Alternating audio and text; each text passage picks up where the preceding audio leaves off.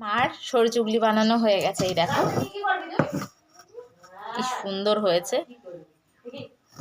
আর এখানে নিয়েছি নলেন গুড়, তো চলো খেয়ে দেখা যাক কেমন লাগছে। প্রায় 2-3 বছর পরে খাচ্ছি সরু চুগলির সাথে নলেন গুড়।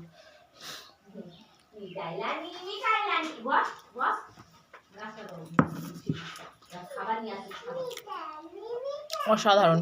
এই যে সরু চুগলিটা, এটা কিন্তু চালের গুঁড়ো দিয়ে, মানে চাল গুঁড়ো নয়, পেস্ট করে এতে নারকেলও দেওয়া আছে।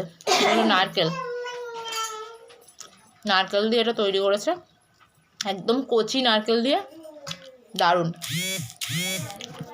এটার সাথে এই যে নলেন গুড়টা এত সুন্দর খেতে লেগেছে, তা কি বলবো। গুড়টা শুধু দেখো একদম গাঢ়, ঘরে বানানো, আমার মা নিজে বানিয়েছে গুড়টা, অসাধারণ। তোমরা কে কে নলেন গুড় খেতে ভালোবাসো অবশ্যই কমেন্ট করে জানিও।